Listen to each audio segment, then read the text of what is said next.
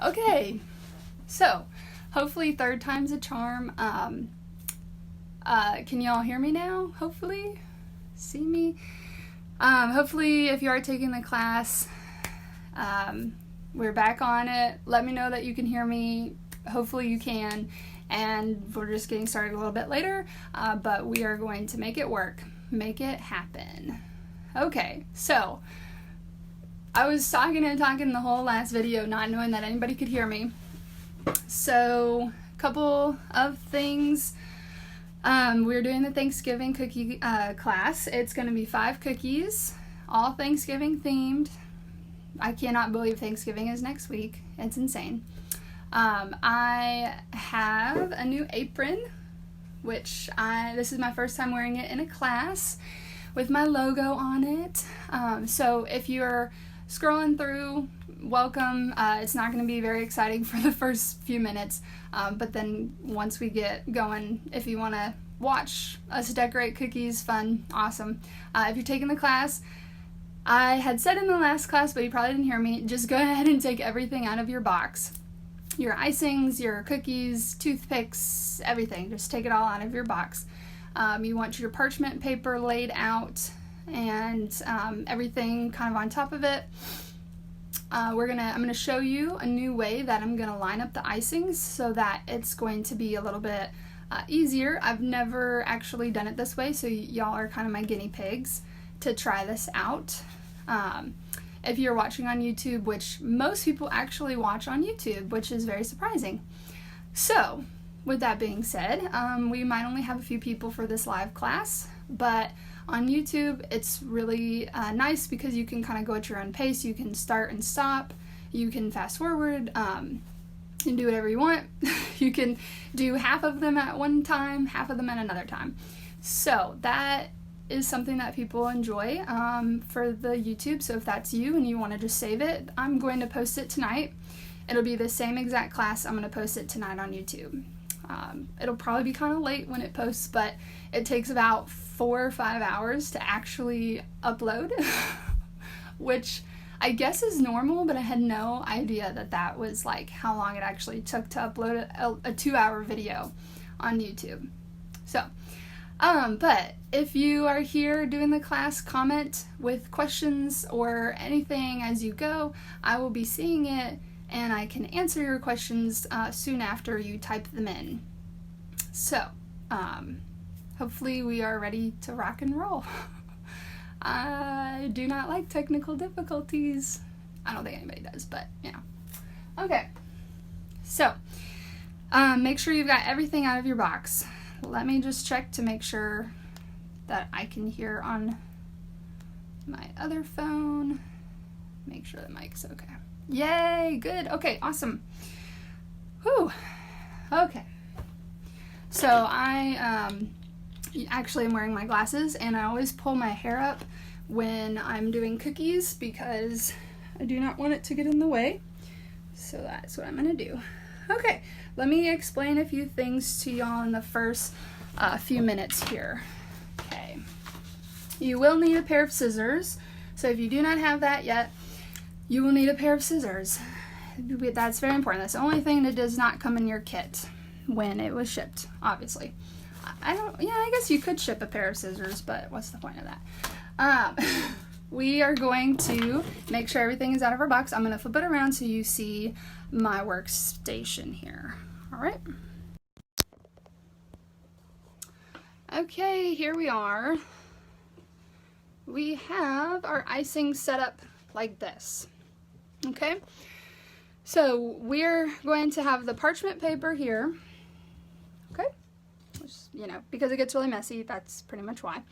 And then I want you to have your thick orange. Thick is the one with the line on it, used for outlining and detailing. So we're going to do, that one's going to be the first one. The thin orange is going to be the second. If you haven't already, make sure to massage them to mix that color in. I made them on Monday and Tuesday, I believe. Tuesday. So you're just going to want to kind of massage, make sure all the colors are mixed together. Then you have your whites. This is going to be, there's only one. It's a medium consistency, which means you can outline and flood with the same one. Makes it a little bit harder to flood, makes it a little bit easier to outline. Then you have your brown, thick brown, again with the one on it. It's a little harder to see the one, but it's there. And your thin brown right next to it. Then we're gonna have our eyeballs next. Okay, have those ready to go. You have two edible eyeballs right next to that thin brown. Then your yellow with the one, your thin yellow, okay, and then you've got your thick red with the one, then your thin, your black, which is thick, but it's the only one, you know, so that should be easy, and your green is gonna be last. Okay, so like I said, this is the first time I've done this kind of setup. You are my guinea pigs. I'm trying it out on y'all, see how this works. Usually I have everybody take the ones and put them all to the left or the right. We are literally going to outline and flood in this order. So we're gonna do outline the pumpkins, flood the pumpkins, outline and flood the shirt, outline and flood the turkeys, add the eyeballs to one of the turkeys, outline and flood the beak, and then outline and flood the turkey. That's all kind of fancy, which we're also going to need our orange and yellow, but I'll explain that. And then the last things are going to be the writing and the leaf. The writing is a little bit difficult. That is why these two cookies are advanced, because the writing is kind of complicated. I mean, some people love it. It just takes practice, but it is more advanced. Anytime you go ahead and add writing to a cookie, boom, it makes that cookie more advanced. Because getting it to look pretty is the hard part, right? So, if you choose not to do the writing, totally fine. You don't have to. So, we have those. We have this turkey, and this. Okay, so you should have all your icings set up like that. You also have your little pumpkin spice, which is gonna go at the end. Okay, just put that somewhere near that green. All right, and we're going to do our worksheet first. So let me just move these guys away. Okay. First thing we need to learn is, how do we hold the icing bag? How do we try to outline very pretty? You know, that piping is very difficult. It's one of the things that is the trickiest part. So I want to just make sure that we feel comfortable with that. If we can practice our outlining, then hopefully we feel better when we actually go to do it on a cookie. Okay, so I'm going to show you a couple of things first. The one that we're going to use for the practice is going to be the orange with the one on it. If you notice, this worksheet is different. If you've taken a class with me before, you're going to see that this is different because look what it has. You get to practice writing. Because we have, you know, writing in the class, I want you to be able to practice some of this, which is kind of a little bit nifty, so we can get some practice before we actually do it. Okay, so for the icing, number 2 pencil is going to be my teaching aid right here. We want to cut off a hole that is about the size of this number 2 pencil lead. So if I'm snipping it off, I'm going to snip off about to where that lead meets the wood. Okay, so if y'all can see that, take a look. I know that you don't have a number 2 pencil, but hopefully that makes sense, is we're cutting off about right there. So when I go to cut off, I'm cutting off, I'll show you, I'm going to cut. And then the little piece that popped off is going to be that width right there. Just a little piece, okay? You can always cut bigger. Once you cut, you cannot make it any smaller. That is why, though, I gave you some extra bags in case you take off like a huge chunk which we don't want to do. But if you do, you can always transfer it to a new bag. The way you would do that, some of you have seen me do this in a class, but if you cut off like a whole bunch, which I don't really think that anybody here did that, you can take this, stick it inside of this new bag, okay?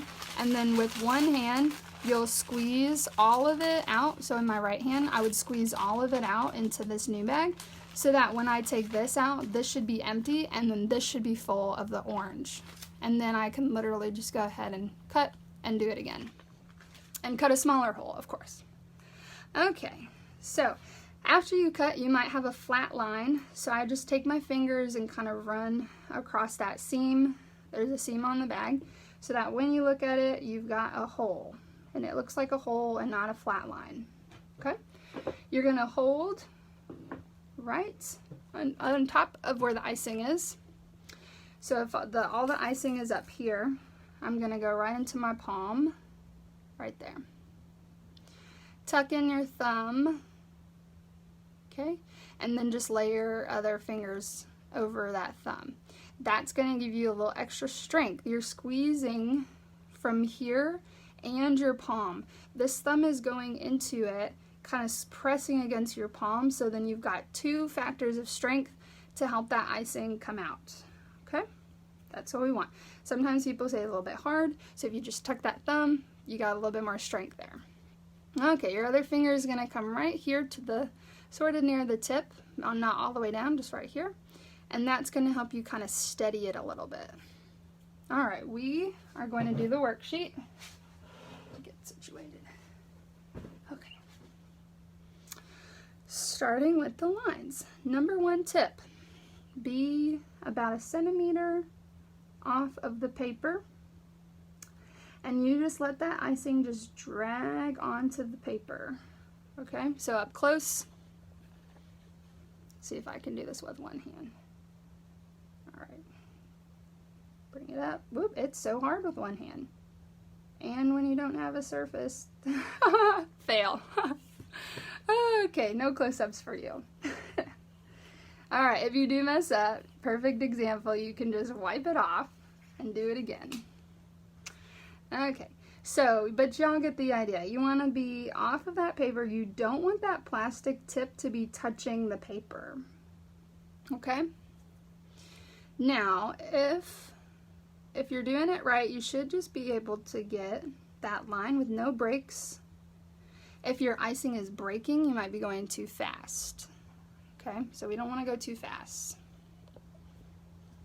All right, go ahead and do the whole worksheet.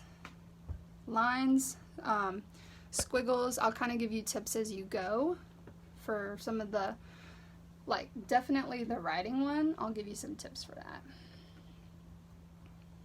Okay, so most important thing is how you're holding it.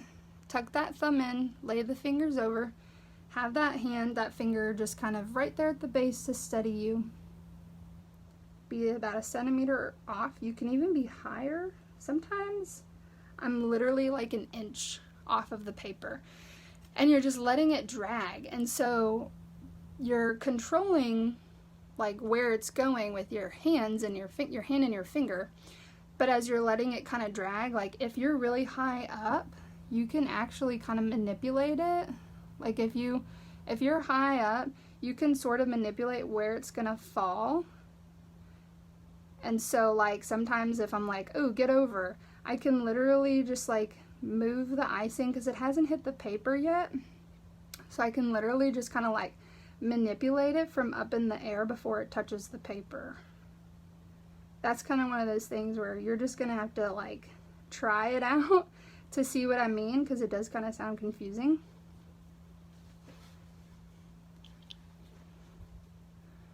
All right. And then I always get this question. There's 2 things I want to point out. I always get a question of how do you start and stop a line? So starting and stopping, you do want to kind of like push down a little bit. Make sure you're touching the paper to start, and then you come up and let it drag. But then when you want to stop, you would bring it back down, kind of touch the paper, and then lift up. Does that make sense? That definitely, it makes more sense when you do it on the lines.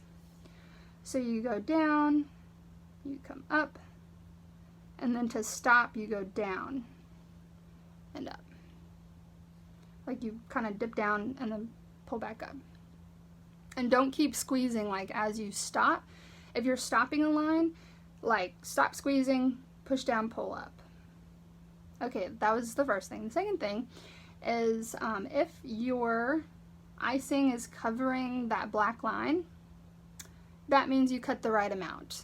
Like if it's pretty much perfectly covering that line and it's the same width, you cut the right amount. If you can see the black line, then your hole is very tiny and you're gonna have to cut off a little bit more. If you're like completely over, which I've seen this before, like literally probably more than 3 times the amount, the width, then you cut too big of a hole and you might want to think about transferring into another bag, or just make sure that you don't cut that much the next one that you do. We want it to be about this width right here. So mine is like borderline too thin, maybe too small. So I don't know, I'm probably gonna cut off just a little bit more. Like literally a tiny, minuscule amount. Just a tiny.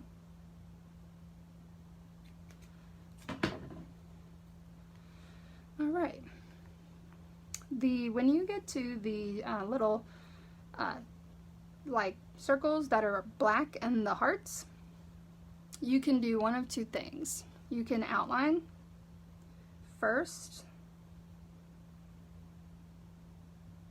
and then go in and flood it with the same one, or you can start at the middle and squeeze until you get that circle. Couple of ways you can do it there.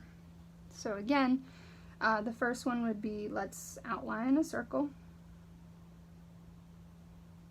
and then just go in and fill it with the icing. Second one, start in the middle, squeeze, squeeze, squeeze, keep it in one spot until you get enough to cover that whole black dot. On the hearts, we go same thing. You can do an outline first and then go back in and fill it with that icing. Or second option, creating 2 little teardrops. Kind of the same thing as staying there and squeezing. You would stay right here at the top and squeeze till you get the right width that you want, and then you just kind of drag down to meet the tip. So squeeze and then drag. Those are so fun to do. I'll show you again. So you squeeze and then just kind of drag down. Squeeze, drag down. It doesn't have to be perfect, you know, like obviously I'm not really like covering the worksheet perfectly, but it's okay.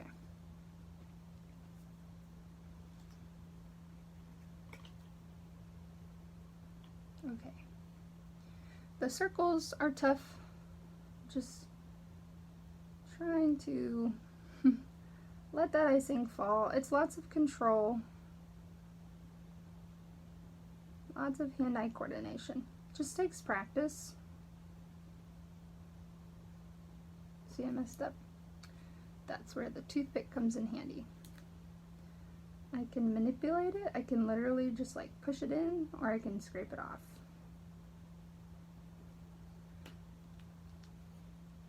With the heart, this one is outlined at each turn, you want to take your time. Down at the bottom, I kind of dip down and then pull up and change direction. And then dip down to stop the line. Yeah, that was definitely not my best circle. On a cookie, it doesn't really matter because it's just going to get flooded with the thin icing, so they call it flooding when you put in that thin icing in there. Alright. So, I'll give you a little bit of time if you haven't finished yet because we are about to do the lettering just to practice.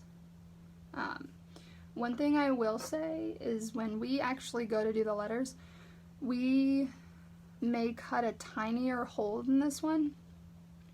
And so like, cause these right here, these are pretty thin. So when we're doing like the gobble gobble on, that's kind of a fun phrase. Gobble gobble. Okay. When we're doing this, we might cut a tinier amount than we just did with the orange. So then that way you can kind of like get a cleaner look and be able to fit in more of these letters. Now at the Thankful, we are going to cut a bigger hole in that same black bag to get the thicker lettering, as you can see that. But we'll get to that. I'll explain it. So for right now, if your orange is too big, like if it was perfect for these lines up here, but then you go to do the lettering, that's okay because we're going to make that work when we actually do the black lettering on the cookies. So lettering, basically the same thing. Just remember the start and the stop, you kind of like push down and be kind of close to the paper, and then you pull up. And then when you stop, push down and pull up. So starting and stopping is a little bit more tricky because it happens more often. Yeah, this orange is a little bit too wide for this lettering, but at least it gives us the practice, just kind of going through the motion, like it's gonna kind of run together, but it's only for the practice. Starting and stopping, you dip down, pull up, dip down, pull up.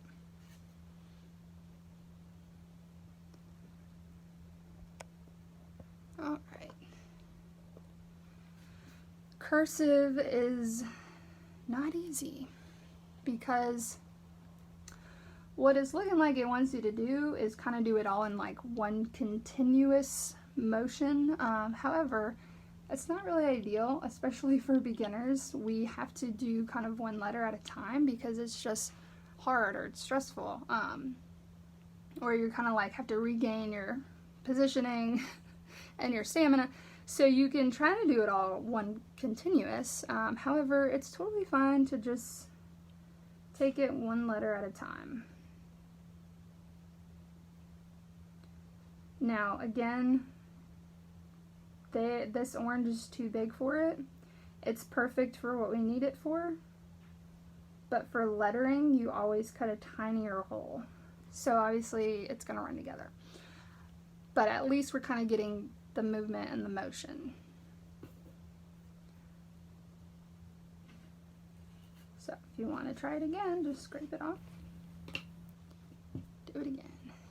So we got one letter at a time is fine. We can do the C, stop. Then the O, stop. Take a breath. You know, don't hold your breath, but that does happen. Do the O. Okay. So you kind of, you get the gist. Just remember, anytime you're doing lettering, in order to get a line that is as thin as a pen, you obviously are going to need to cut it tinier. But, because if you can see, this right here, this is smaller than the lines that they gave us up here. So that will be explained like in 2 hours. Okay, we do have to move on, so if you're not finished with this yet, you can do it at our break. We're gonna have a quick little break in the middle. Okay, but we do need to move on. If you have any comments or questions, again, feel free to type them in. I will see them right away. Okay. We're sticking with the orange. Remember I said that was the first one we were going to use?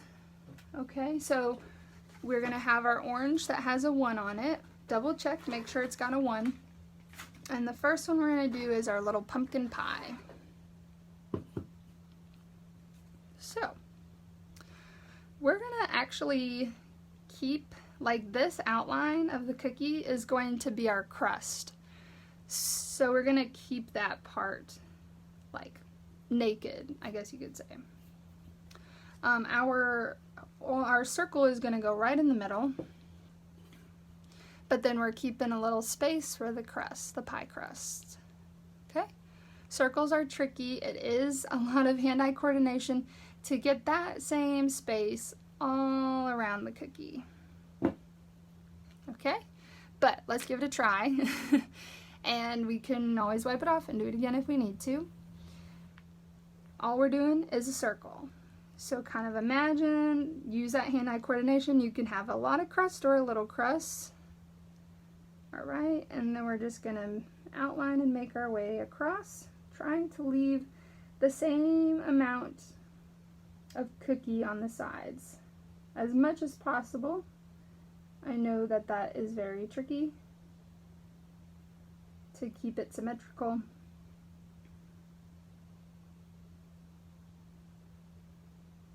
One of the things that you can do when you're done is kind of take your toothpick and sort of like push it a little bit in maybe places that are a little wonky. You can kind of manipulate it a little bit with that toothpick. So that's kind of what I'm doing, is just sort of going, oh, I just want to move it over a little bit more so I can kind of push it with my toothpick. Obviously not too aggressively, but enough to make it look a little bit better. Okay. So, should have something that looks like this.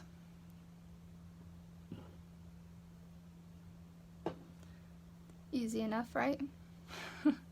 Easy as in only one step, but not really easy, because circles are just very tricky to get it to look the way we want it to look.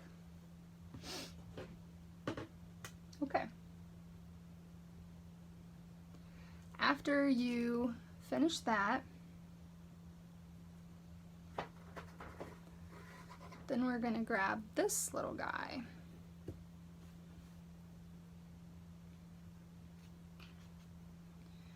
And we're still sticking to the orange that has a 1 on it. This little guy is going to be a little bit different. He's going to have 3 sections of his pumpkin. So we're going to basically do an oval in the middle, and then like 2 crescent moon shapes on the right and the left. Well, 1 on the right, 1 on the left. So the first thing you want to do is outline that middle part. The cookie does kind of show you right here on the bottom where it's going to be, where that oval is going to be. So I kind of like to start on the bottom, since it's giving us that as a reference. I kind of make it a little chunky little oval. And then he meets below. So we want to create this little oval in the middle.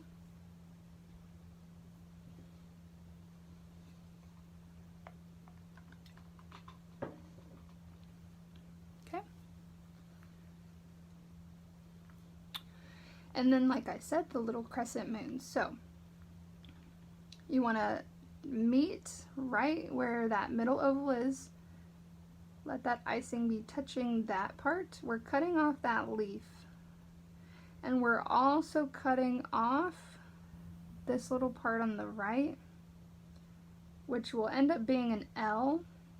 But just kind of look and see, like compare yours to mine, that when you do this part, you're cutting off the leaf, you're cutting off these 3 little bumps here, meeting down at the bottom where it shows you where that divot already is, and then coming to meet it again on the bottom.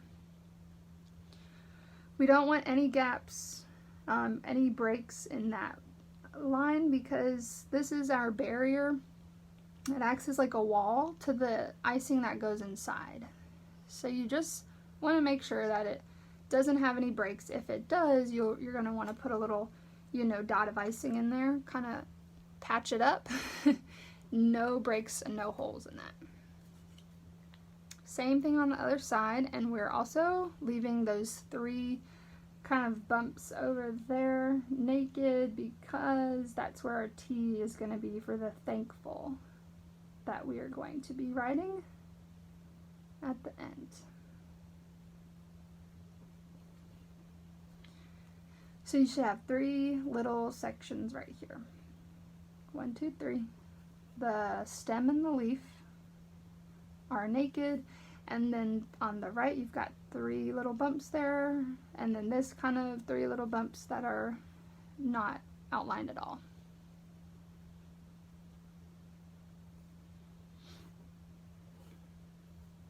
Okay. Once we have that step, this is where the fun part comes into place. So we're going to be using our thin orange. I'm just going to massage it a little bit, because if you bought a cookie kit, I instructed you to massage it, but I haven't really massaged this one too much. So just kind of getting those colors combined. Sometimes the water likes to separate from the icing base. Okay, now we're going to cut a little bit bigger of a hole, not too big, always not too big. So if we cut off that much for the outline, now we just go a little bit bigger, maybe like double that, and cut off that plastic piece got in the cookie, so we just want to make sure nobody eats that. Okay, so if you've never done this before, you can watch me first. Okay, I'm gonna do it the advanced way, and what I mean by that is I am going to go outside in, spiraling in, and I don't want really any gaps at all. I want to put all of this in without having to use my toothpick very much at all. So for beginners, a lot of times there's a tendency to do one of 2 things: to overflood the cookie where it like literally overflows, or to not put enough in to where you're sitting there forever with the toothpick, and then it starts to dry on you and it just doesn't have the same effect, because it's just kind of drying on you. So we want to work quickly, and so if we go pretty close to that edge, this part doesn't have to be perfect, but then when we flood inside, I don't really want like any space at all. See that? And then that means I don't have to use my toothpick that much, only a little bit. And then I'm still within that window before it dries. And then that's it. So that literally took like 20 seconds, which is gonna actually be a lot faster. It's gonna look better. You want it to look like a little pillow of icing right on top of the cookie. So putting in enough to where you don't see that cookie underneath it, but also not putting too much that it starts to like fall off the sides. If you do put too much and it starts to run over, quickly take the excess icing off with your toothpick and put it in your napkin. Like, pick it out, because it, we don't want that. It does not look nice when that is like that. So it's been about a minute since I've touched it. I don't want to touch it with my toothpick, because after about 2 minutes, if I touch it, it's going to mess up, because the top layer is literally already starting to harden. It's quite incredible how quickly it hardens, and if you're there for a while with your toothpick, you're going to start to notice that. If you didn't put enough icing in, you're going to notice it hardening on you, and it literally happens within 2 minutes or so. Okay, For this one, we're not going to flood all 3 of them yet. Just getting some water. We are only going to do the 2 outside ones. Okay? And I'll tell you why. Because if we do the 2 outside ones and then let them dry, then when we go to do the middle one, it'll actually keep its definition and like look like 3 segments rather than all kind of like meshed together. So we're doing just the 2 on the outside. Let that dry. In about 5 minutes or so, we'll come back and do the middle, and it'll look like little blocks of icing.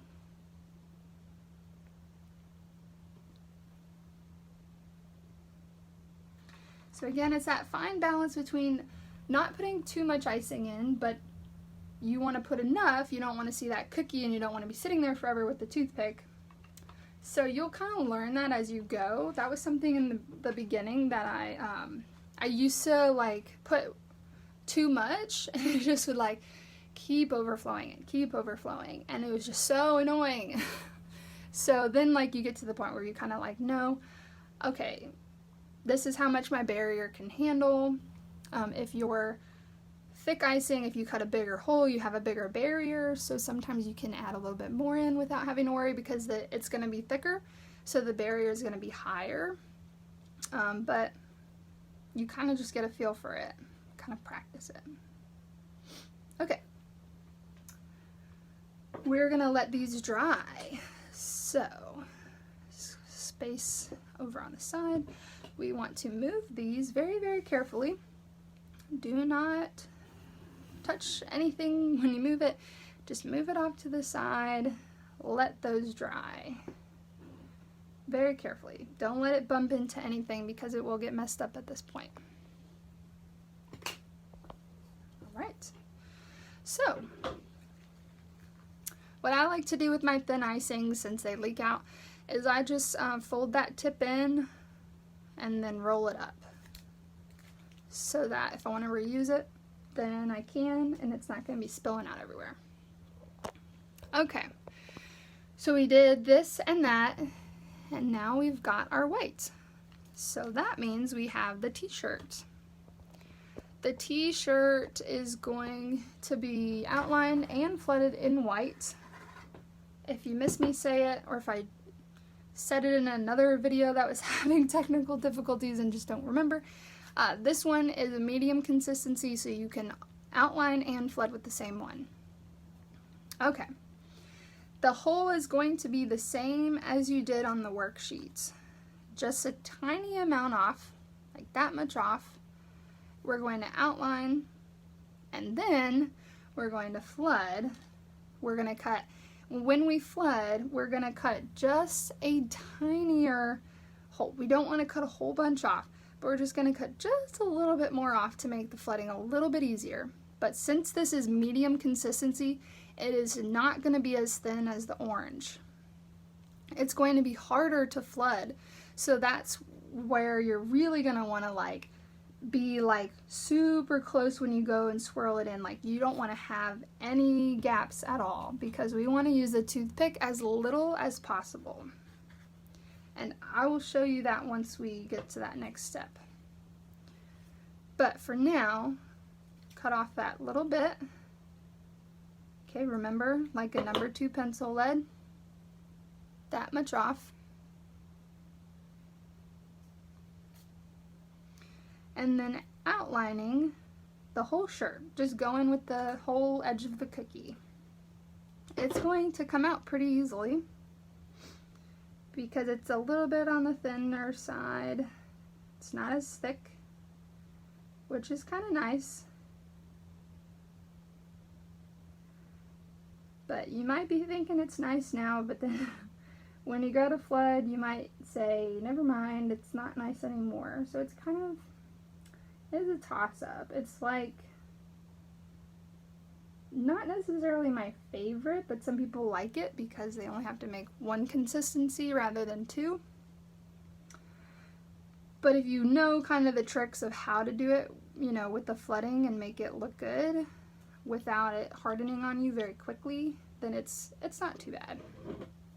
But it does harden quicker because it is a little bit on the thicker side as in terms of flooding. Okay. So, again, just a little bit, not too much. Cutting just a little bit more off. I cut off that much more, just a little. Now, if you've never worked with the medium consistency, I would watch me first and then go ahead and do it, because it is a little bit more tricky. We want to come as close to the edge as possible. We want to squeeze out a lot. So, squeezing pretty hard. Sorry if my hand gets in the way. And we're trying to move quickly. And then squeeze, squeeze, squeeze. No gaps. Cover it completely. No toothpick. And you can always go back around. So I'm just going to go like this. Just because I'm like, time-wise, I want it to be as quick as possible. You can use your toothpick a little if you need. But what you're going to do next is shake and tap. We're trying to speed it up. We want this baby to settle down, or whatever you want to call it, as quick as possible. Okay? I do use my toothpick a little bit if some of those spots are not quite settling as quick as I want. Okay? And then that's it. It's quick. You got to move quickly. Also, when you are shaking it, try not to do it like too aggressively, because sometimes people have like shaken the icing right off. You don't want that. Alright, so if you haven't already, go ahead and try it out.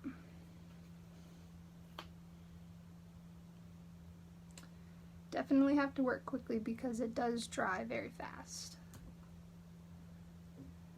Again, if you have any questions, comment, let me know, and I will see them. Nobody's really asked any questions in the last 30 minutes.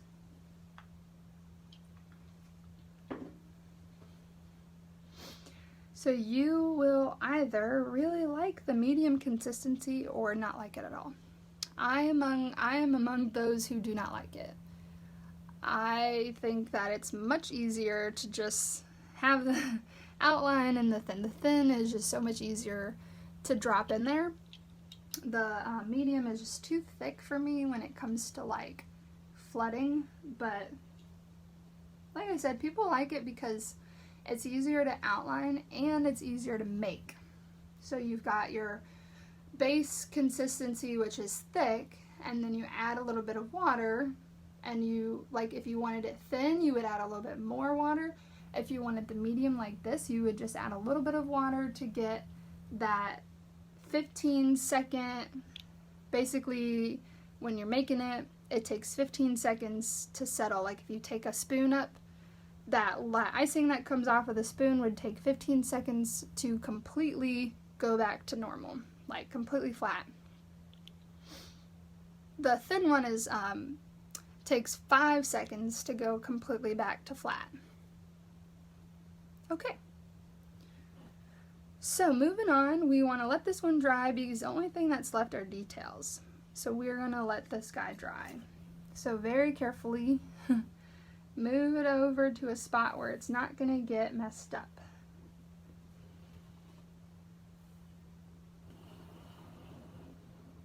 Okay. And then our next one is going to be our turkey. So we have 2 of them. Get my cookies. This is an ice cream cone that I turned into a turkey. So, finished product. And finished product. So we need to outline this little guy's kind of like shoulders and head. Kind of looks like a keyhole. And then we want to outline this guy's head. These are like his fluffy cheeks. And then we're also going to sort of make room for his beak. So just this part, this top part up here is going to be brown. Under the white is actually brown. So I put the eyes on top. Okay, this one is made with the actual white icing and the black dots. This little guy actually has the edible eyeballs. Okay, so just keep that in mind. The circle is the one that's getting the edible eyeballs. This one, the bigger one, is the one we're going to make the eyeballs. So you kind of get two little techniques there for the eyeballs. Okay, let's do the big one first.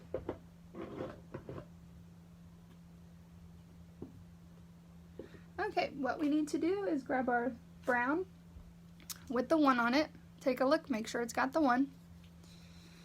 Cut that little hole, just like you did with the worksheet, just like you did with the white in the beginning. Cut that little hole. It's going to be flat, so you're going to run your finger kind of across both sides.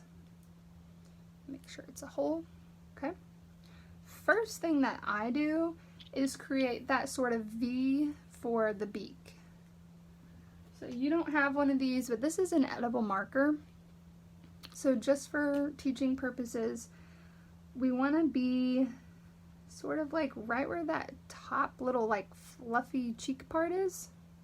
We're going to use that as a reference. We're going to go halfway from there. So I'm going to draw my little outline is going to go like that. So you don't have one of those,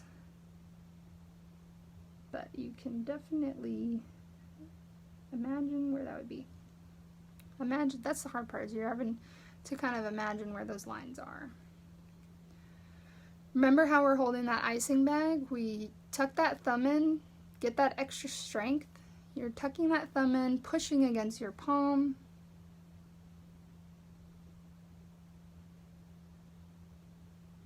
So first thing you want to have is those two lines that are cutting off the beak like that.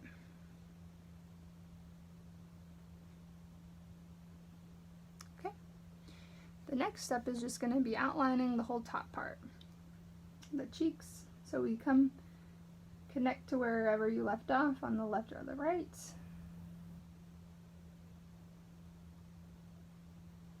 Okay, you don't have to do it all in one motion. You can do it in segments. This icing appears to be a little bit thicker, so that's why you're really taking your time, tucking in that thumb to get a good squeeze. My icings are the same as yours, so that way I kind of know exactly what every student is experiencing, hopefully. So it is a little bit thicker. Tuck in that thumb, squeeze, take your time. If you mess up, you can always wipe it off with your toothpick and try again. Okay. So you should only have this step right here done so far. Alright, for the circle, I'm going to do it first so y'all can kind of see sort of where that head's supposed to be. I start on the bottom, wherever, doesn't matter. Go up about an inch. I just wanted to pull right with the tip. And then I kind of try to mirror it on the on the right side. And then go ahead. We don't want to go all the way to the top, because that's where his little like feathers are going to be. So I don't want to go all the way up. I want to leave some room for those feathers. And then once you have the 2 lines and the circle for the head, we also want to outline the bottom, which has these little ridges. So we're just going with the outline of the cookie there. If something doesn't quite look right in the outline, this is a good time to use your toothpick to kind of like push it to manipulate that outline, or scrape it off and do it again.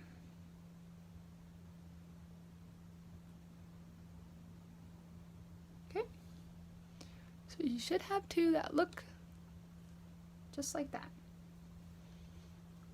Sorry, similar to that. I should say, right. Okay.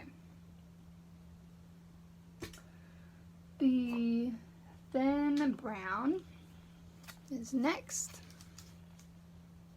I'm just massaging a little bit, let the colors mix a little. All right, we're gonna cut the hole that is a little bit bigger than the outline.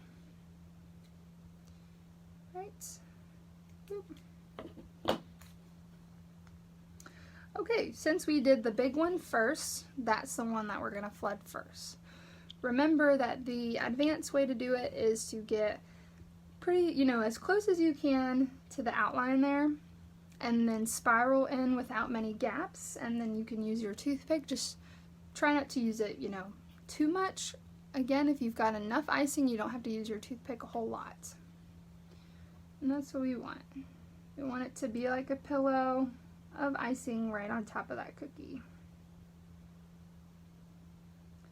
So just kind of doing our best to leave as little gaps as possible. But in the end, it's all good because we've got our toothpick. I kind of like swirl as I drag. Like I swirl the toothpick in a circle as I kind of drag it out to the outline. Remember, this one does not get the eyeballs. It will get eyeballs, but it doesn't get the edible eyeballs.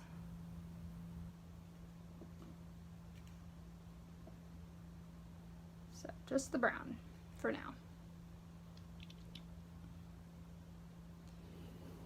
Once you've got that one, we are going to do the other one. However, I want to make sure we've got our eyeballs ready. Taped them up so that they didn't get lost in the box when they were being shipped. Because who knows what the post office does sometimes. I imagine that they're not really fragile with all the boxes, but that's just my assumption. So we've got the eyeballs ready. We obviously can't put them on now. We got to put this brown in first. And then we want to put the eyeballs on while it's still wet. Here's our little example. Eyeballs are going about halfway, kind of where that circle is, sort of halfway right in the middle. Okay. Dropping that icing in. You might not be able to get all these little bumps that are on the bottom, so that's where your toothpick comes in handy for sure. You don't really have to rush. The eyeballs are going to stick, even if it takes a couple minutes while you're doing this. Once that icing is in. I usually just literally take my fingers and drop it in, and if it lands in a place I don't want, then I use my toothpick to sort of like move it to where I want it to go.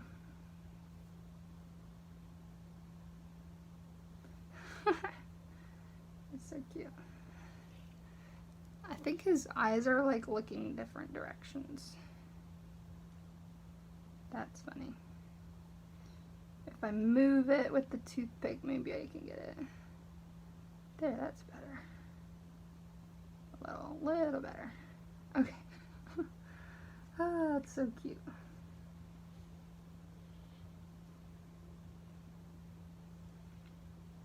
So, once you've got the eyeballs where you want them, just kind of let it dry, try not to touch it.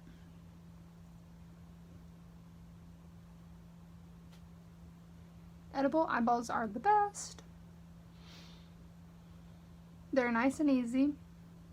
They're relatively inexpensive. I mean, more expensive than using white icing and black icing for it, but definitely easier, kind of looks cleaner. So that's one way to do it. The other way is going to be the way we do it later, where you just put the eyeballs on with the icing. But it's a little bit harder. Okay. You know what? We're going to, I think I had said we were going to do the beak next. Yeah, let's do that. It's like I have this like order in my mind of what I want to do, but then it doesn't even matter because once that actual class comes, I'm like, oh, I'm going to do something different. Okay, next. You already know this is next because it's in our little line of icings up on the top. So the beak is pretty much half the rest of this cookie. And we want it to be yellow. So we're gonna outline it first, which means we need to get our scissors, cut a tiny little hole.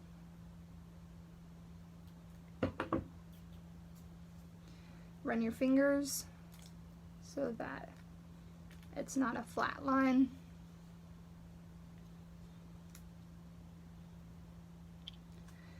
And I'm just going to do the bottom V.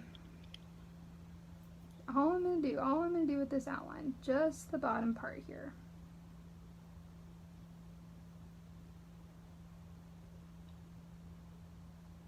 I just want to make sure that it's connected to that brown, that none of that icing is going to seep under. You know, if I don't have it all the way closed, it might kind of seep under. So I just want to make sure totally connected, not that icing is not going to spill out anywhere.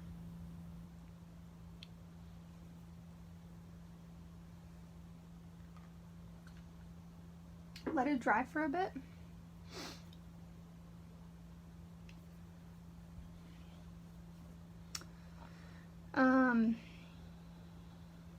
Anybody got any plans for Thanksgiving? Anybody doing like going out to eat instead of making food? We did that one year when I was younger. We went to a restaurant and I hated it, but now, like, what, probably 15 years later, I'm like, you know what, that's really not a bad idea, because less dishes, less time to cook, more time with your family. Unless you just really like to cook, then like by all means. But it's just funny how my mindset's really kind of changed as I've gotten older, and I now see what all it takes to cook and clean. But we are cooking, and I'm gonna make a pecan pie and some like fancy mac and cheese. But we're excited. We're going to Orlando, gonna be with my family, and then we're gonna be in Baton Rouge for Christmas with my husband's family. Okay, that should have been enough drying time. So now we have the thin yellow, and we're going to cut that bigger hole. And you're going to, the hardest part of this is just hugging up kind of close to the brown. You can either do that with the tip of your icing, or you can get close and then just use your toothpick to kind of like drag it to the brown, which is what I did on the right. The left, I hugged up close. The right, I'm just going to push it.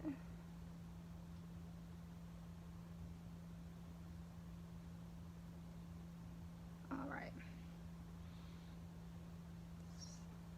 That's it. That's it for that.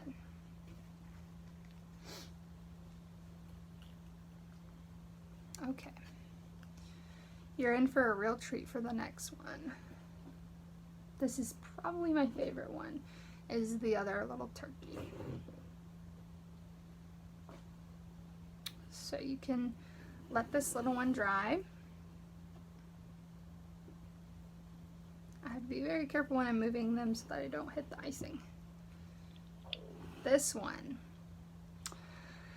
Fun, fun, fun. Like seriously, like I'm so excited right now to decorate this one. We are going to get all of our icings ready to go first because we don't want to spend time during it to try to find the icings.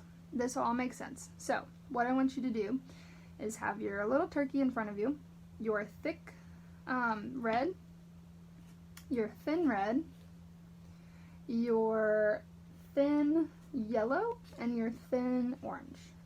Okay,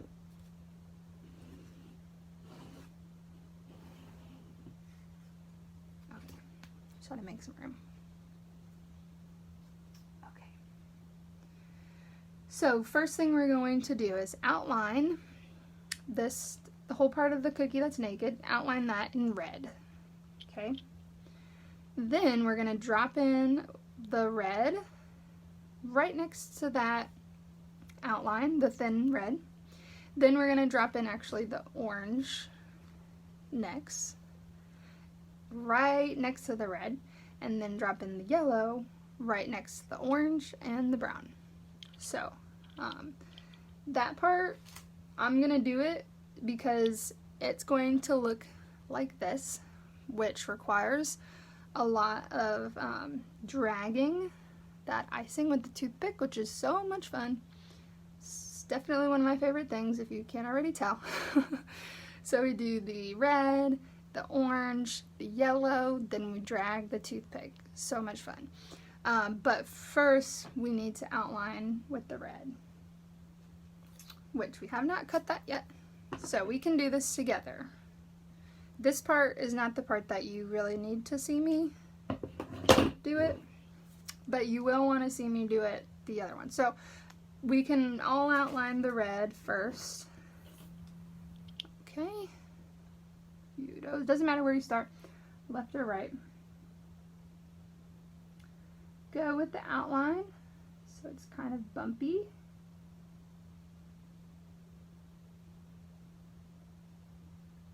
Little ruffles. Okay.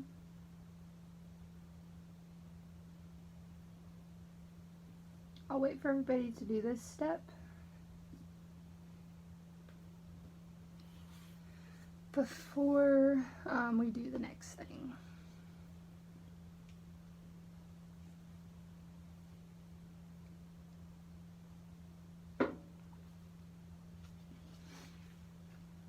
Everyone doing okay?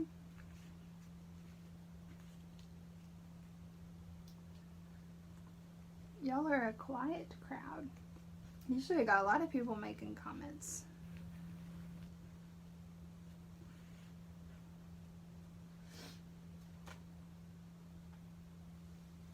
Okay.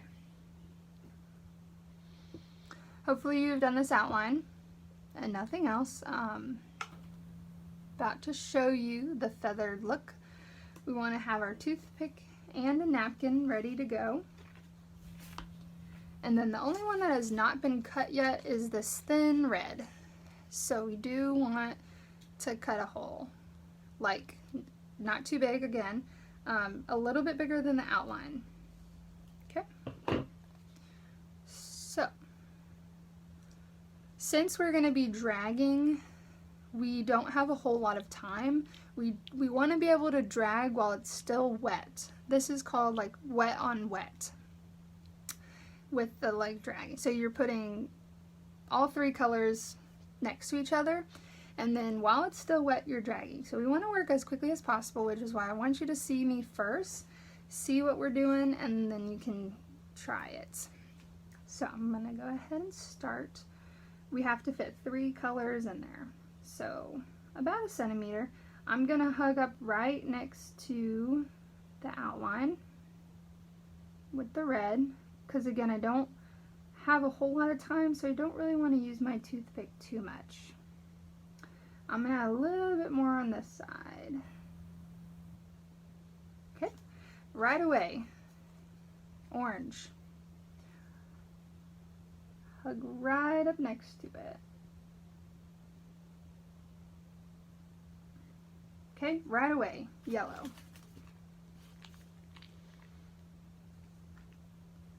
Right up next to the orange and the brown as well. Here we go. This is the fun part. That's kind of the stressful part. You're going to take your toothpick and drag in, clean off the tip, drag in, clean, drag, clean. So we're kind of like right on the surface. You can also go a little bit deeper if you want, but you're kind of just dragging from the red to the orange to the yellow, creating this sort of like feathered look. It's so much fun. I clean it every time so that I don't get any excess colors into the red. We're still good. We don't have to go like super fast. It's still wet, which is good. But after you've done that, there you go. Nice little ruffled look. This is my favorite. So much fun. Like I could drag icing all day. Just like that. Okay. Have a go at it. Okay. A little bit stressful putting the colors in. But then, once you get them in and you drag, it's really fun. So go ahead and try it out. Yep, now it's starting to harden, so. I got it all in before it hardened.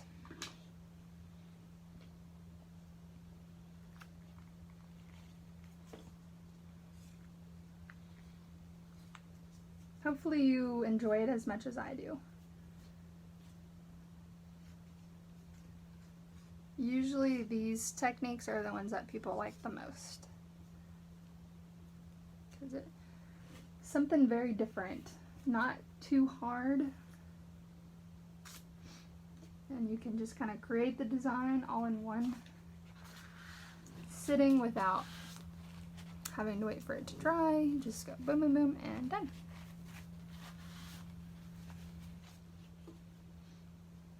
When you are finished, and if you're taking the class with me with your materials, just comment, tell me if you liked it, tell me how it turned out, and then we'll move on. But I do know it takes a little bit of time, so I'm just going to kind of wait, let y'all have some time to do it.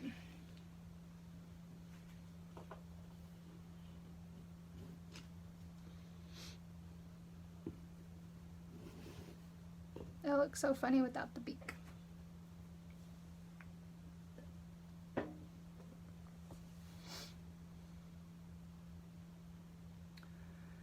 We've got one more thing after this, and then we'll take a quick little break.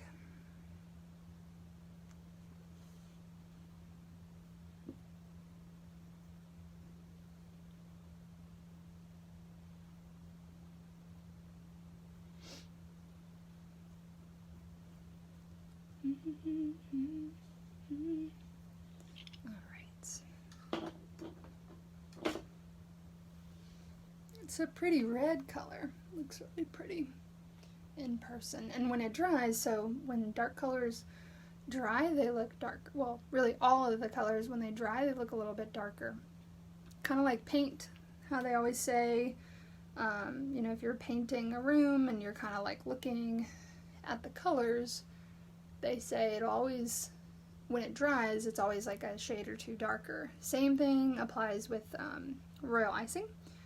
When it dries, like tomorrow, it'll look a little bit darker, and it'll have less of a shiny look and more of like a matte look, which you can kind of tell from this finished one. A little bit darker, more of a matte look than a shiny look.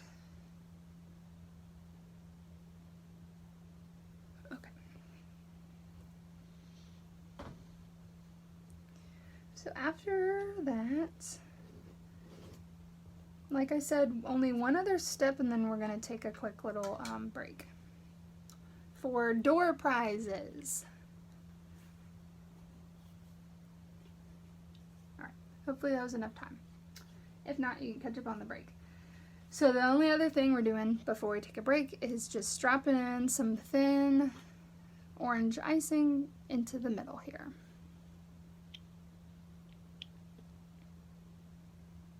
Is there a way to keep the shine on the cookies? Well,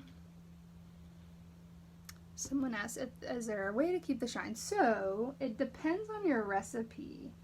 Now, I've kind of gone back and forth with like a bunch of recipes before I invented my own secret recipe.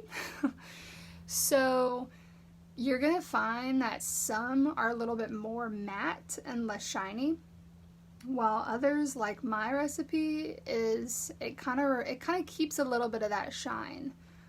So like this cookie is like a month old. Like whenever I created the designs, this is the same cookie from the pictures that you ordered the tickets for. So this cookie is definitely matte because it's been like a month.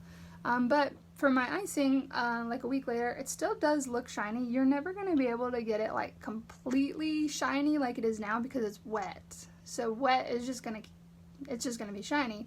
When it dries, it's not going to be as shiny. But again, it's all in your recipe. Find a recipe that tastes good, and the ones that keep their shine usually taste good. Like, I'm just going to say that. The ones that are matte, like right away the next day, they look very like dry. Those are not tasty. So if you do have questions about that, or you want a little bit of direction as to where to go for recipes, I can help you with that. I just don't give away my own personal ones, but I can definitely direct you to places to go. Okay, so we are flooding this middle part. And like I said, it's going to keep that definition because we let the two on the side dry. So now when it dries all together, it's going to look like little sections of the pumpkin. And I'm picking some out because I actually put in a little bit too much. Alright.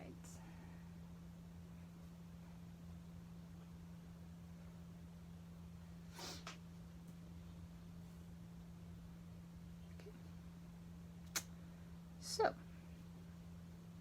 taking a break. I'm going to flip it back on me real quick. Do some door prizes. Wait for these to dry a little bit. This would be a good time to get some water, go to the bathroom, or ask me some questions. Type them up. Alright. Let's see. Oops. I gotta move this. Sorry, one second. There we go. I take my glasses off so you're not getting the glare. I always do door prizes. It's just something that I love. I love doing door prizes, and it's kind of exciting, and it's something good for the break since we're mostly taking the break to let the cookies dry. So we have all of the people who purchase kits and the virtual class and actually registered for the class are on a list of names, and I'm just going to randomly do a little random generator, and I've got 2 people who are going to win, and the prize is going to be 50% off a future virtual class. 50%, which is like $20 or something. So not bad, right? And so if you want another class in the future, which I plan to do 2 a month indefinitely, and so that gives you lots of options for classes. And so we've got all the names of the people, and our first person who's going to win the prize is Donna Scales, who I happen to know personally. Well, I actually know a lot of y'all personally, but She used to be my boss and my coworker. So, Donna Scales, awesome. You won 50% off. And I'm so glad you took this class for the first time with me. Hopefully you're having fun. I will email you the discount code for that percentage off. Okay, second person is Robin Tada. I don't even know how to say your last name, but I think it's Tada. Robin, great job. Congrats. Great job. Like you did something. But no, Robin has been a faithful follower, and I'm excited that she won a door prize because I think she has signed up for at least 5 to 10 of my classes. In person, virtual, so I'm very appreciative of that, and I'm happy that you won a door prize. So you two ladies are going to get 50% off a future virtual class. Awesome. Okay, so does anybody have any questions for me? While I'm here and before we get started, let me tell you what's in store. We have all the details. So we've still got the details on the turkeys, the details on the shirt. The pumpkin pie is the easiest one. The only thing it's got is a dollop of white icing and some pumpkin pie spice. And that's it. Then that one's done. We are going to spend a little bit of time with the writing because that is going to be a little bit difficult, especially for like this one. Thankful and the gobble gobble, which I think the shirt probably is the most advanced. You don't even have to do the pumpkins and the turkey that are on it because that is more advanced, but you could just do the gobble gobble if you want, or you can just say I don't want to do the writing at all and just put a pumpkin on it. It's kind of up to you. But obviously, I'm going to teach you the way it was advertised. Okay, y'all ready? Give me a minute to get it back. Here we go.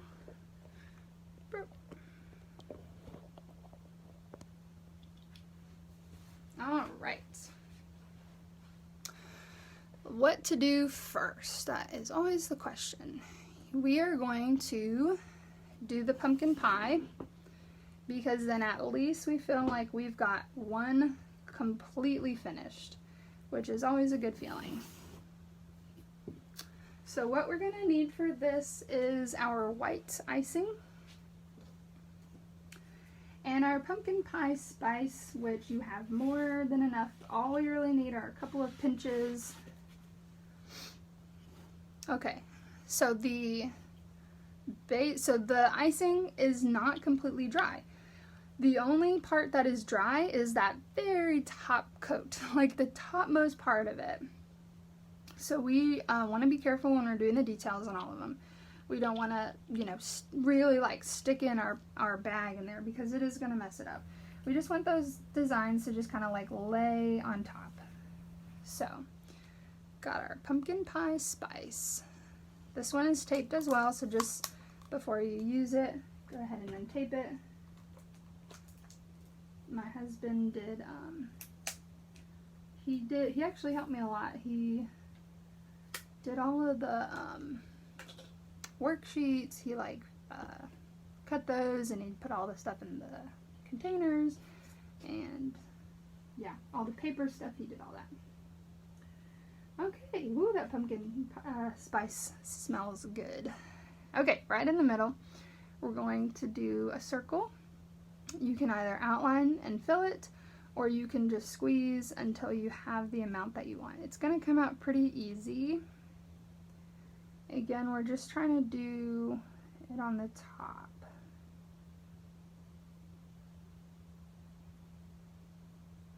So a dollop, as big or as little as you want. Take a little pinch. What I did, I took a pinch and then I just sort of like randomly put it on until I like the way that it looks. Why do you want to go right in the middle? Come on.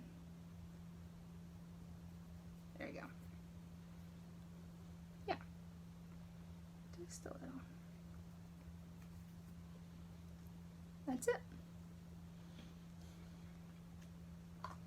That's all we need.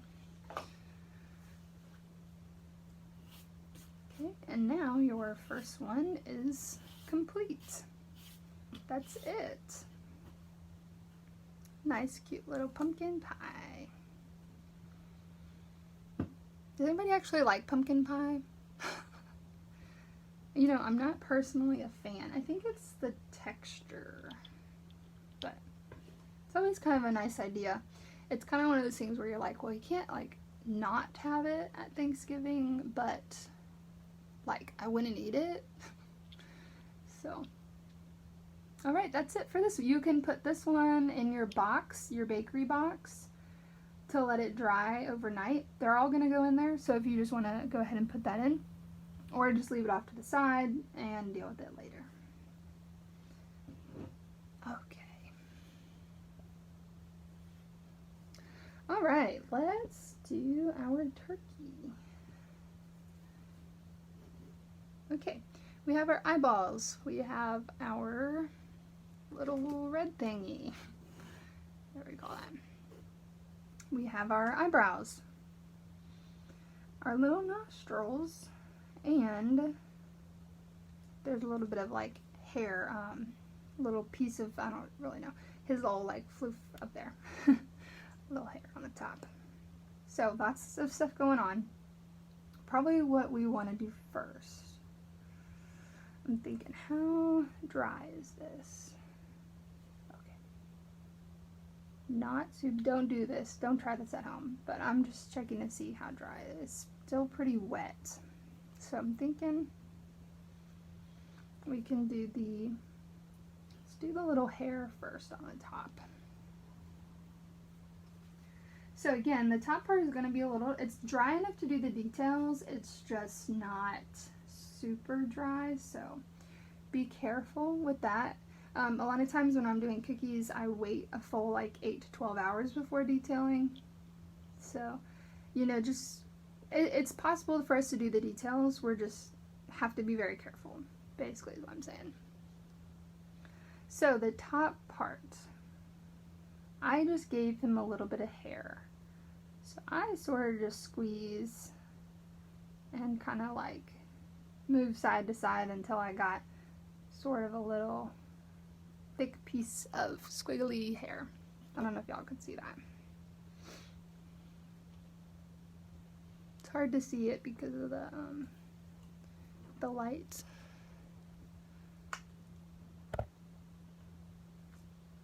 So a little bit of hair up there. Then we're done with that thick brown. And we want to do the little nostrils with the thick yellow. You can choose to do this or you don't have to do this. It's going to be two little kind of like crescent moon shapes. Sort of near the top up here, go on the right and the left.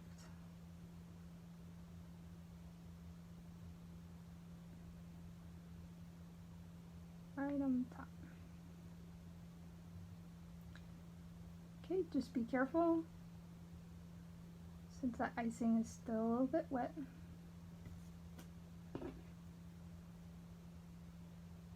I like to use my toothpick to sort of maneuver it.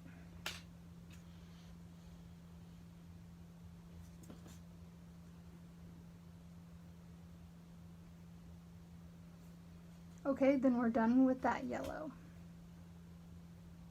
We're going to take our thick red next.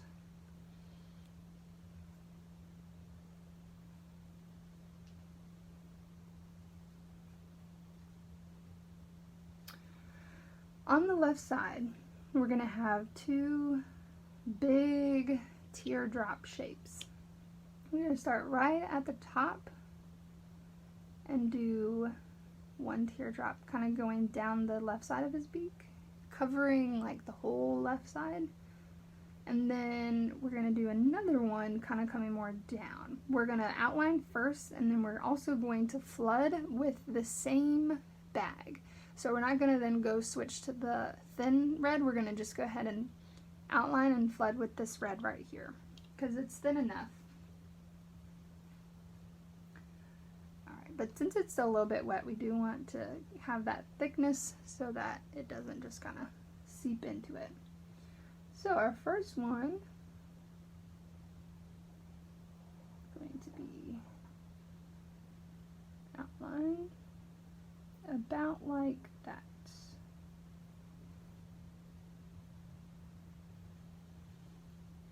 Hopefully y'all can see that.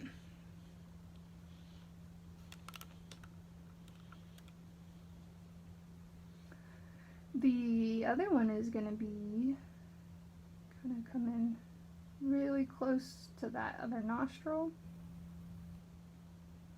The nostril on the left side.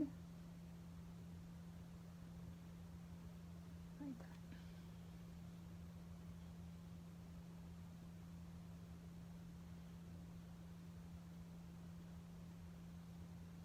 Okay, and then we're going to flood it with the same one. So you just squeeze a lot to fill in.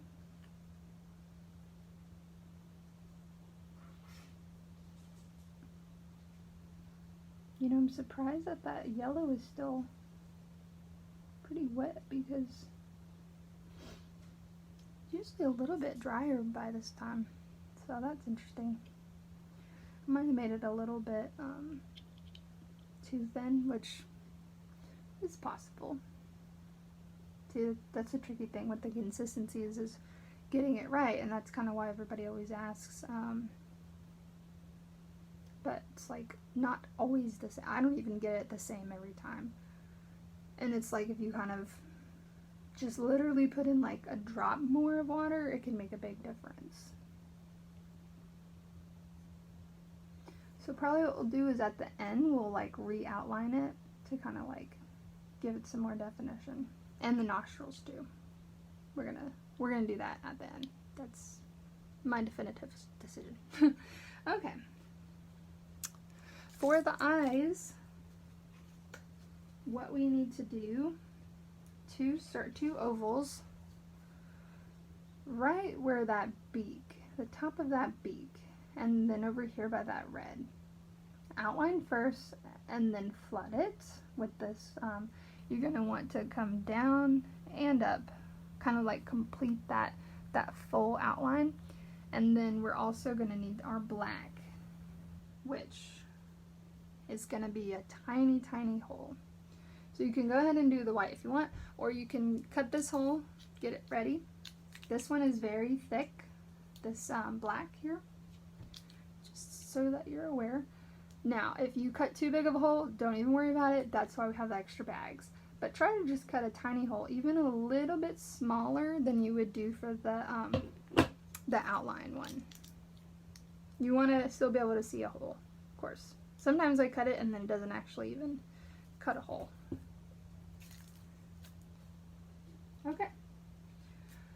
So outline first. I had the eyes touching each other. So we go outline. Then you might as well just do the other side. Outline. Okay. If you're satisfied with the shape, then you would just go ahead and fill it in.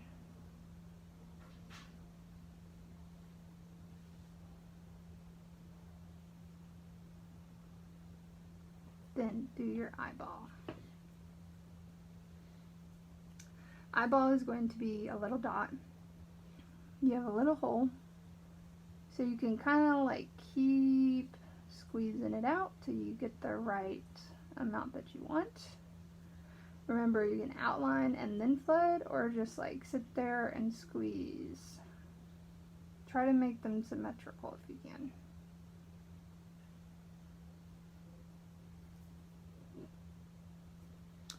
And there you have the eyeballs. So a little bit different than having the the edible ones, you know, definitely you're kind of making your own shapes. The little eyebrows, I completely lost my nostrils, so we are going to add them at the end. But the little eyebrows, just doing like a little line. And he kind of has this look of like, what?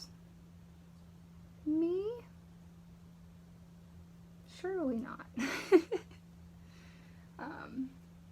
So that I kind of have them going like, sort of like on the side.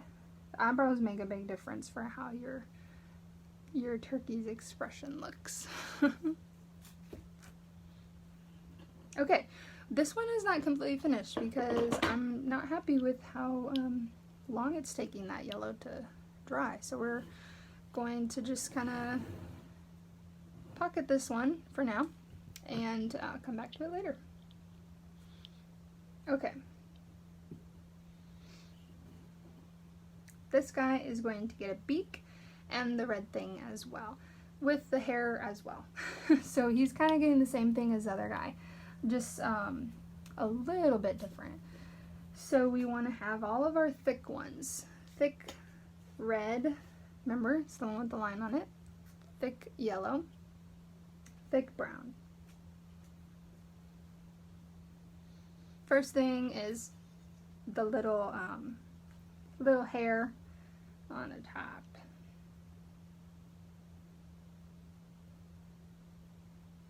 Kind of just sort of squiggle it. Give it some definition.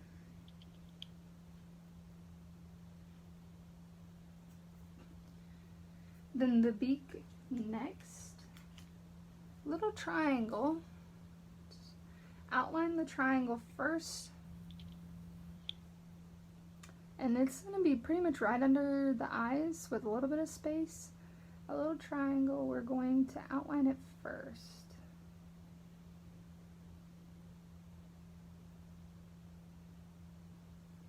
So there's my outline. And then with the same one, just drop in some icing there to fill it. Our little, geez, I don't even know what it's called. What's that red thing called? Who knows? I'll have to look it up later. But the little red thing, you know what I'm talking about. With your thick red, just kind of add it on. So I started sort of in the middle at the top, and then just did two little lines. Doesn't have to be perfect, but now it looks more like a turkey instead of like an awkward like human thing. Now it looks like turkey.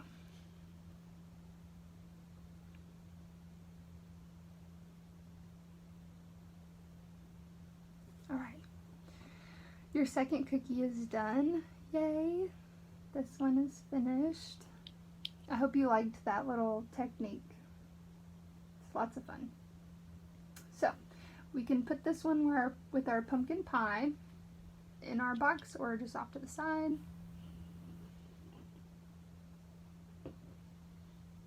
Okay. And then we are going to transition into some lettering. Let's try it out. Okay, so what we're going to need, we're just going to practice on our parchment paper for now, or a napkin, or whatever you want. We have 2 words, so we've got gobble gobble, okay, and then we have our little thankful, gobble gobble. Now, this cookie right here is actually designed to have that exact wording on it. So you can kind of see the cookie is meant to have a T over here and then a cursive L over here. Okay, you can kind of see that with the actual cutter. So that's kind of nice that you kind of know where it starts and stops. However, not very nice that you have to create that whole middle part yourself. Now, the other challenging thing is that once the lettering is on the cookie, that's it. If you mess up, you can't go back. Fortunately for you, if you really mess up, what I would say is at the end of class, scrape all of the icing completely off and just start from the beginning so that you can, if it's really bad, you can redo the thankful. However, if we go ahead and practice, then maybe that'll be a little bit better if we practice on our parchment paper. So for this particular one with the pumpkin, thankful is definitely going on it. For this one, you can put whatever you want because right now it is a blank white canvas. So you can do gobble gobble, nothing. You could say gobble, you could say 2019, turkey, whatever you want. Doesn't matter. But it's supposed to be like a shirt with like a saying on it. So, or you could just put a turkey in the middle or a pumpkin. But for the thankful, it's you know that these two are supposed to be cursive. Whatever you choose to do in the middle, totally up to you. We want to make sure we have that tiny hole. When we actually do it on the cookie, we'll do the gobble gobble first, and then we'll cut a little bit more and do the thankful because it's a little bit thicker. So it doesn't matter what you do, just practice. I just want you, and if you're taking this class not live, I want you, if you're on YouTube, take your time, pause the video if you need to, practice that lettering. You've got tons of black icing, enough to do quite a bit of practice, okay? So, taking my time, just kind of doing it as if I were writing with a pen, however, completely different. It's also very hard because I have this camera literally like right in front of my face, so it's always interesting. Okay. So take some time, practice what it's gonna look like, hopefully.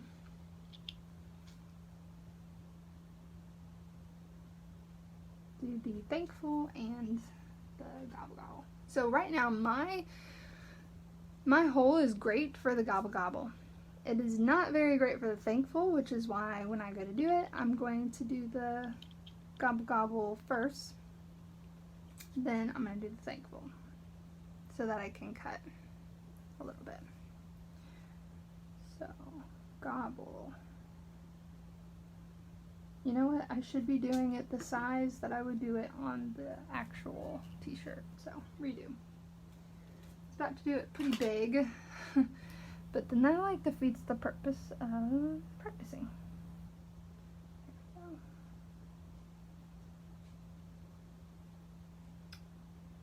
So nice and controlled. Typically I would have my other hand. I just have a lot of devices in front of my face right now. You don't have to do the whole word all in one swoop. You can do a letter by letter.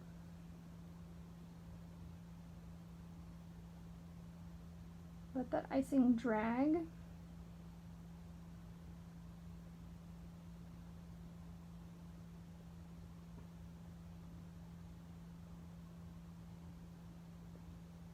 You can do cursive, regular.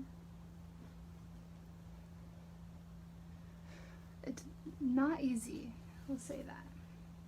Not easy.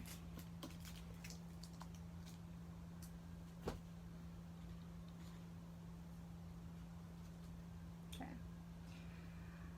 For those who are taking this class on YouTube, it'll be nice because you can take your time and practice as much as you want. However, if you're taking a live class, we're gonna kind of just go for it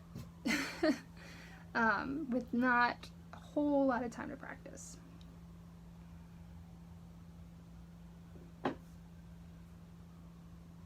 Remember, if you need to have it tiny and your hole is bigger, I'll show you again real quick.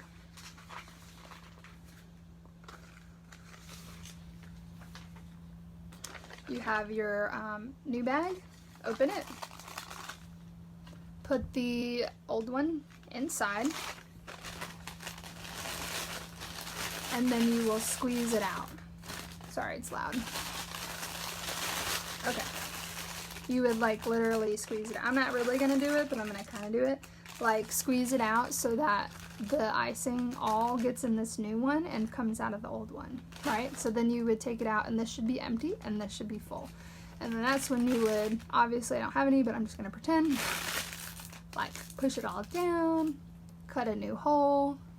There you go. Making sure, if you do that, making sure it's smaller than the one that you cut before. So that, you know, that's why you're transferring it so you can get a tinier hole.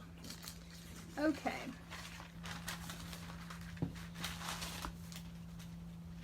Gobble, gobble on this little one. Okay, let's go for it. I always get a little bit nervous when I'm doing lettering without my projector because my projector is easy and I can just trace on an image. But this one, a little bit harder, a little bit more hand-eye coordination. Okay. So, I kind of left room for the little turkey and the pumpkins. If you want to do that, if you want to add the little turkeys and the pumpkins, then just kind of start a little bit lower, like where the sleeves are. Okay. I'm probably not going to talk that much because it's hard to talk when I'm doing this.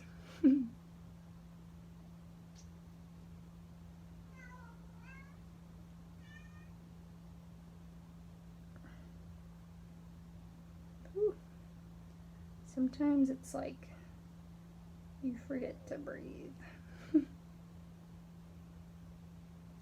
Can take breaks in between letters if you need to.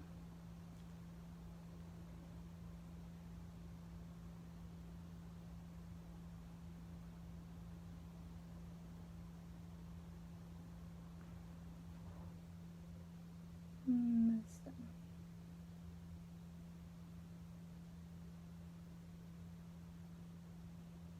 Whew.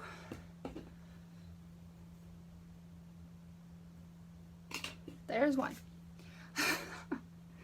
One down, one to go. Okay. Let's see.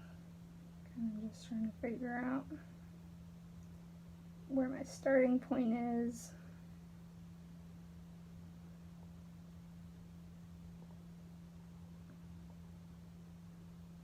There are always a lot of people who opt out of doing this. They go, I'm not doing that. Perfectly fine. And you can do a pumpkin, turkey.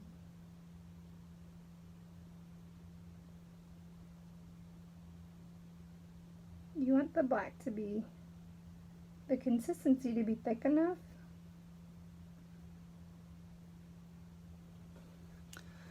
so they're not running into each other, but not too thick that it's like impossible to squeeze. So for, you know, not perfect, but for the most part, I'm happy with that. And I know that it's hard, so I'm also proud of myself. You know, even though I've been doing this for a while, I try to have those victories and be joyful in those victories. Alright. So, we're almost done with this one. If you want to do the little pumpkins, here's what we're going to need. The thick orange, the green, which we haven't used yet, the thick brown, And if we want to do the turkey, we're going to need the thick yellow and the thick red.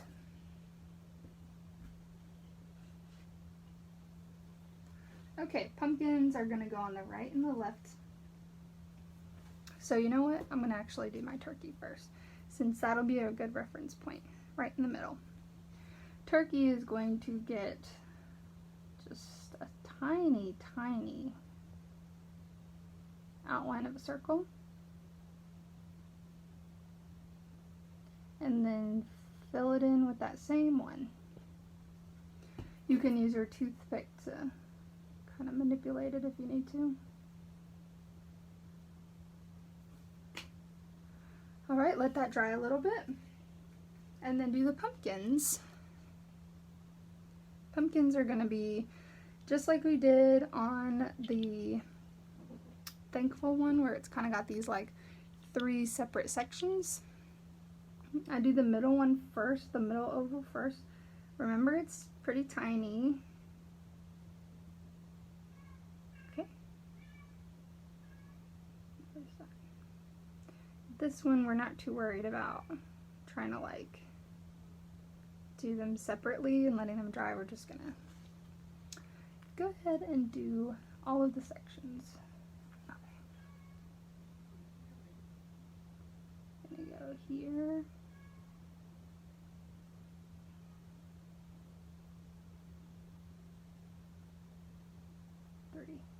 Yay. Anytime you do really tiny little details, it's not easy. Okay. Thick brown, remember that has the 1 on it. We want to add a little stem. So it's kind of just like a line, or yeah, I'm just going to do a line, or you could like outline a square and fill it in. I do a line sort of on like the left side here. Since it's so tiny, use my toothpick to sort of press it down.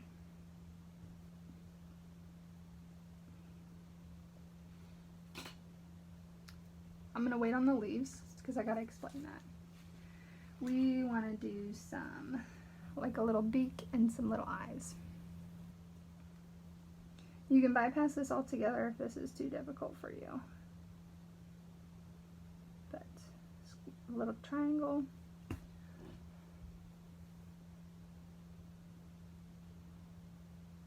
Okay.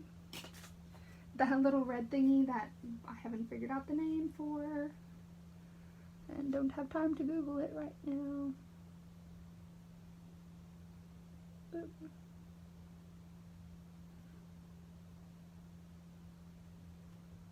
And then the eyes, which are going to be with the whites.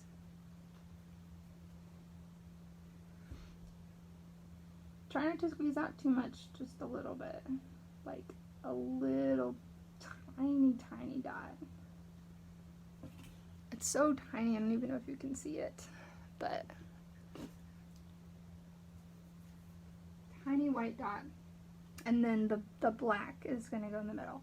Again, tiny, tiny. So tiny. Little miniature.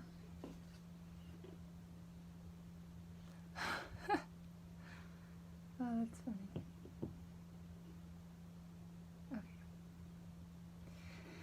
Now, if you've taken a class with me before, you've probably done this before with the leaves. The leaves are all in the way that you cut the icing bag. So we have 2 little leaves on the little pumpkins, tiny, tiny leaves, and then we're going to do the same cut and put a leaf on the Thankful. So we're going to have these 2 leaves here. Alright, now here's how I always explain it. You want to find the seam of the bag. There's a little seam in the bag. You want that seam to be facing you, going right down the middle. Okay? Now you want to flatten that tip, push that icing back, flatten the tip, And then we're gonna cut tiny, very, very tiny, because remember, we have those two little pumpkins. We are going to snip off so that it's like a little V. So we're going from the outside to the center of the seam. It's going to be kind of hard to see. I'll show you. I'll explain it and then I'll do it and I'll show you. So we're snipping off diagonal, and then we're going to come to the other side and do the same thing, symmetrical diagonal cut. Tiny. Okay, so we go. Snip off that. See it? Same thing on the other side. From the seam to the outside. And we want it to be symmetrical. So that means, I'll show you in a minute, you want both sides to go from the outside in. As you can see, this side right here, this is it's so detailed, like so technical. But this side right here is a little bit lower. I cut off more on the right side than the left side. So that means I just have to go back on that left side and cut a little bit more. Okay, more symmetrical that time. When you go to pipe, you want that seam to be facing you, and instead of being up like this, we're gonna just kind of lay our wrist flat so that you see your fingernails, and then as you pipe, you're gonna squeeze and pull out. So squeeze and pull out. It's gonna give you this little tip. That seam is gonna act sort of like the line that you would have in a leaf, and it should be tiny enough that we can put two little leaves on this right here. Squeeze and pull, squeeze and pull. Okay, so make sure you're laying your wrist flat and you're just kind of pulling straight out, straight away. And this little one is done. So cute. If you want, you can outline it again, but since this is medium consistency, it won't be as clean, so I'm just going to leave it just like that. I'm happy with that. Okay. I don't know if y'all need to see it again. Alright. If you haven't finished that, you can finish it later. Of course, on the YouTube video, pause it, and then you'll be good to go. Okay. Thankful. So we will do the stem and the leaf later, but how about we cut a little bit more off of here. So it was thin enough for the gobble. We want it a little bit thicker when we do the thankful.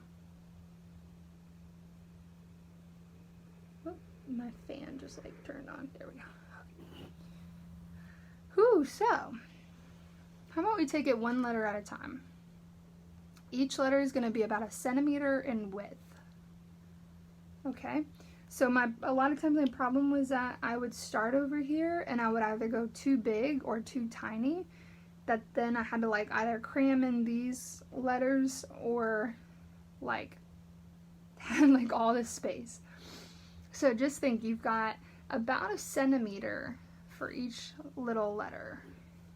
Okay, do the T first. The T is gonna be outside of the pumpkin where that naked part of the cookie is.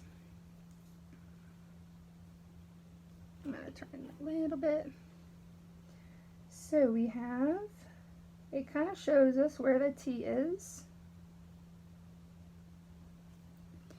So we just do that. Looks like an L. It's gonna be a cursive T. I'm not even gonna worry about the cross part. I'm just gonna go ahead and do the H. So the H.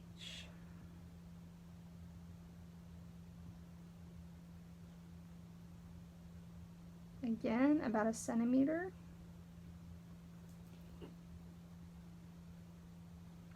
In like width.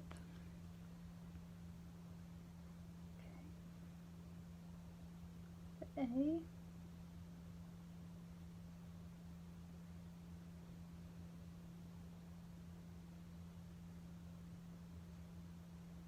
We want our N and our K to be within this middle section of the pumpkin. So we want this N and the K to fit in the middle part.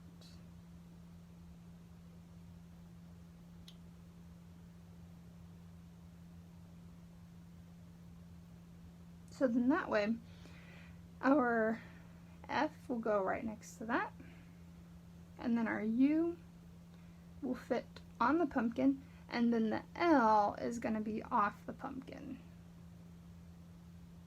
So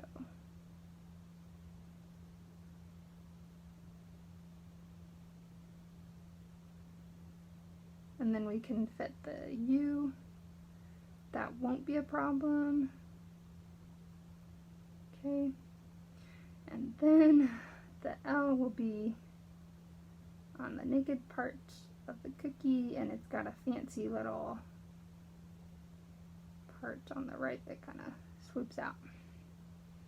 Okay, the only thing left is this T swoop. And then I like to actually cross it over the H.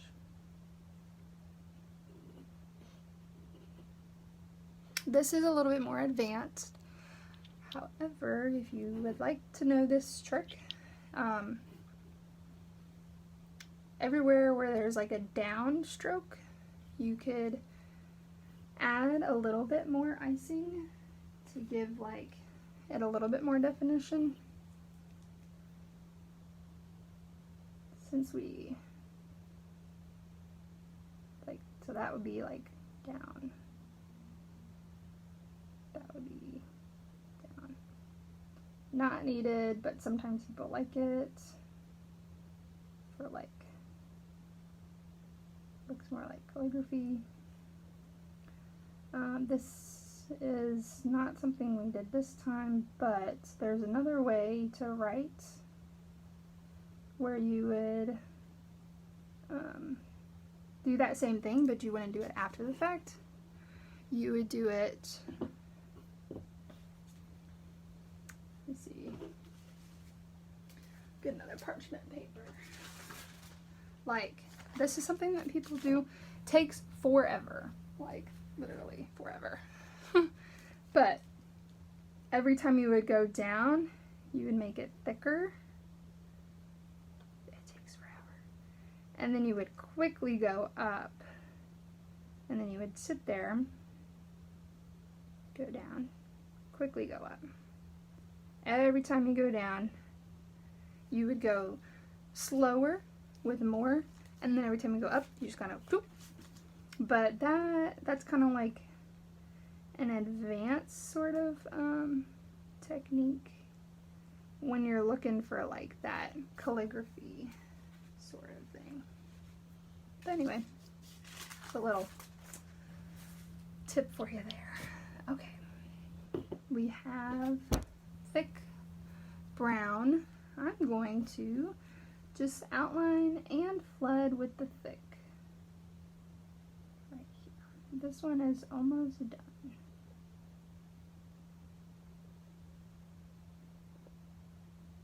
Okay. Now, this, I'm going to stick with the same cut that I did here with the green. Now, how to make it wider is you would just stay here and squeeze till you have the right width that you want. So instead of recutting it, you could just sit here and just squeeze, squeeze, squeeze, squeeze, squeeze until you have the right width that you want. That's it. All right, let's see, 1, 2, 3, fourth cookie done. And the fifth one is pretty much done. We're just gonna kind of go back over it. Because we lost the nostrils. So, which is kind of funny. We're gonna go back over the nostrils. You know, these are your cookies, so whatever you want to add to them, whatever you want to re-outline, if something doesn't look right, you can kind of re-outline. Sometimes when you re-outline, like I'm about to do here, with the red, it kind of gives it a little bit more definition, makes it pop a little bit more. Some people do it to everything. They re-outline like everything because they just kind of like how it makes it look a little cleaner. So you see how it kind of makes it just like stand out more. Whoops, wow. Didn't even realize that was in the way, y'all. So sorry. So I re-outlined this, and then I did the nostrils again.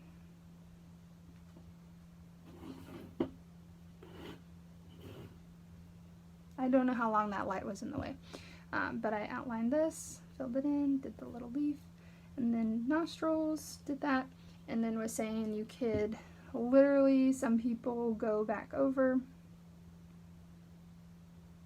and re-outline.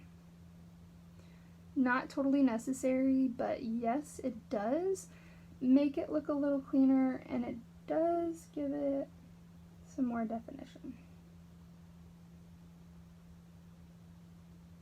So, for example,